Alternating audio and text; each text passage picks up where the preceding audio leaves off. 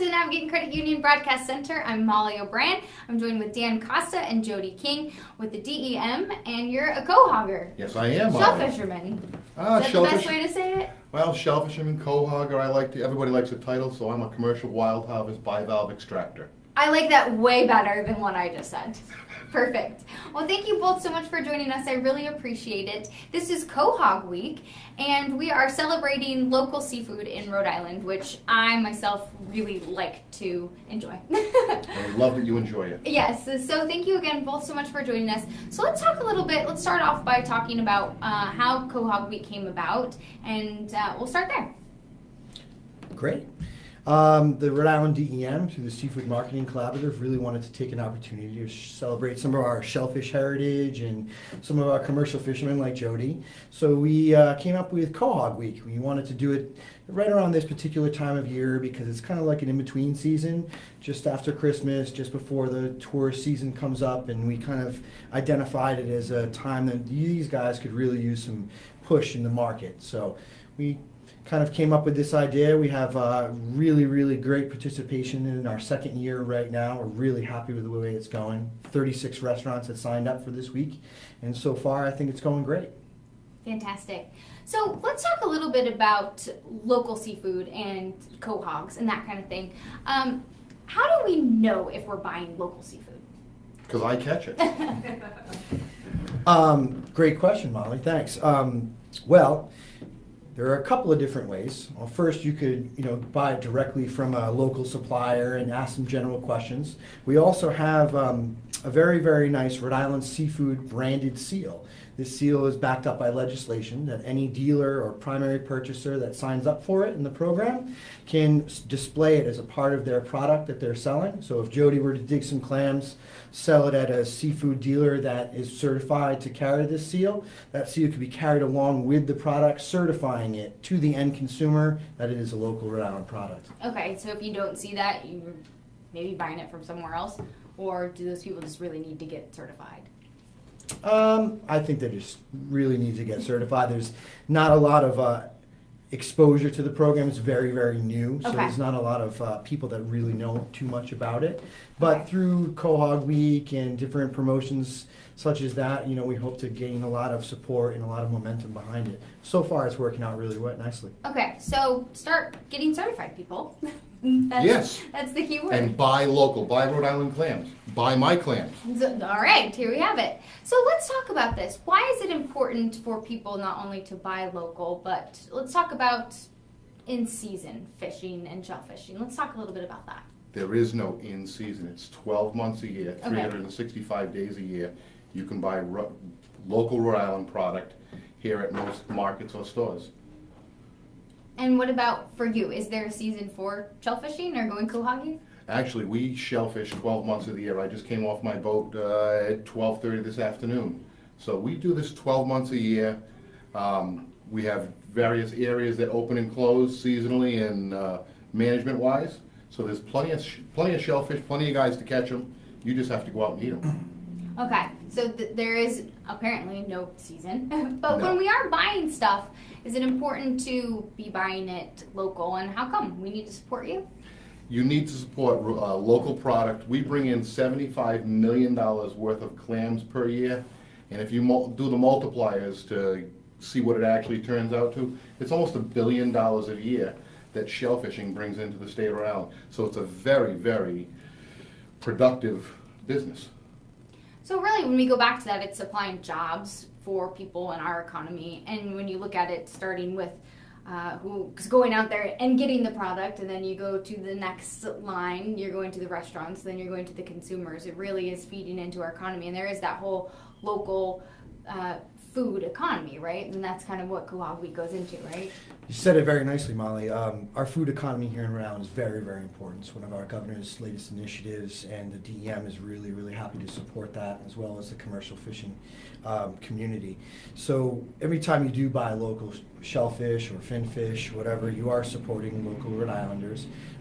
You had said it best, both of you actually, that there are economic multipliers associated with commercial fishing. So when a fisherman gets paid $1, it can mean a couple of dollars or a few dollars into our local food economy and our local economy. So someone like Jody can send his family to a ballet school or, buy some gasoline, groceries, and things like that. There's really a heavy trickle-down effect when it comes to commercial fishing.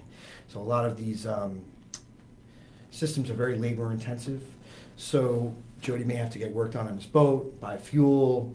Other commercial fishermen buy ice or buy diesel, for example. So there's a lot of nice things when you buy local. It really helps our food economy here. And I think that we're so fortunate living in Rhode Island that we're able to buy fresh local seafood. I'm from Seattle, and it's nice to be able to buy local fresh seafood there. But then when you come to Rhode Island, you realize how much there is really to eat here. Just some of the stuff that we can have. You can't get it other places. Even just going to Massachusetts, you realize there's stuff that you can't get there. Just being able to enjoy some of the fresh local seafood that we have. I think some people might take it for granted. It's nice to be able to buy some of the stuff that we have here. So being able to support local fishermen is nice. Or the very long term that you called yourself. I like that. Commercial wild harvest bivalve extractor. Yeah, I like that. So you were saying you were out cohogging today, or you were out on your boat today. Do you give away any of your spots? Sure. Where I work today, nobody really wants to work. I went from Warwick, where I live, to East Greenwich to start to work, and it didn't work out so well. I drove to Barrington in my boat. It didn't work out so well. I drove back to Warwick to go to work. I would have only had to use a gallon of gas if I had been smarter in the morning. Yeah. So it can be tough. Let's talk about fishing and the environment. Do you think that that when you are supporting the local fishing economy, that it helps the environment? I think it absolutely does. It makes people more conscious of what we're doing and where we are. It's made DEM, Save the Bay, Rhode Island Sea Grant an integral part of what I do for a living and what happens on the bay. They've made the bay a lot cleaner. It was 20 years ago I can remember stuff flowing out of the bay. I don't see any of that anymore. This bay is one of the most beautiful places in the country, and I've been a lot of places. We've promoted, we've preserved, and we've protected what Rhode Island has the most of, and that's the bay. We're 45 minutes long, we're 35 minutes wide, and we have 384 miles of coastline. We're 21st in the country for the amount of coastline that we have. And you get to be out there enjoying it. Oh, I have the best picture window of anyone. No one has a better picture window. And I'm in probably better shape than most people twice my age.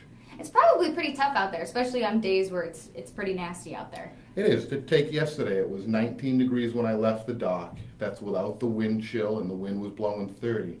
It was below 0 to 0 yesterday morning when I left the dock. But we don't. I don't want to do that. Most people don't. It's not a job. It's an adventure for most days. Most of us love our job, and the thing is to get on your boat and just go. I can't make my decisions as to whether or not I'm going to go to work on the bay at home. I have to physically be on my boat and say, good day, bad day. It's a good day. Every day's a good day once I make it to the boat. So what happens when you're out there and you come up with nothing? I mean, are you empty-handed? Or is that just what happens? You have to go out again? I mean, how does the process work for local fishermen and shellfish?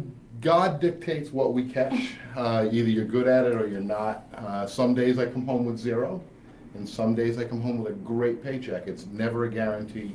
We fish for pennies per piece. It's like the old-time jewelry work. I get paid 25 cents per little neck. So it's like piecework. Wow. So I count the pieces all day long, and hopefully at the end of the day I make a paycheck. These guys work very hard. Most of them are very successful based upon their hard work and years of knowledge. You had asked about the environment a little bit. The DEM is very proud to have responsible fishing management plans that we implement in conjunction with the commercial fishermen. We like to say that all of our fisheries are very well sustainable through these management plans. There's a great deal of oversight and science that goes behind a lot of the end result that these guys produce as far as their hard work is concerned in supplying local shellfish and finfish to our community.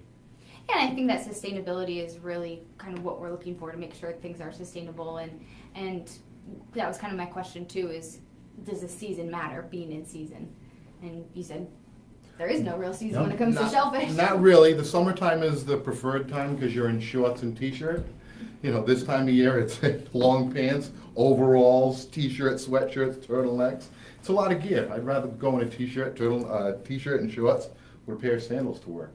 I don't blame you. I would like that too, right? Absolutely. And I think people are very thankful for the hard work that you do, because then people like me, consumers, can enjoy the fresh local seafood. What do you have to say for people who are looking to purchase Rhode Island seafood, or who are out there maybe making a different choice? Go local.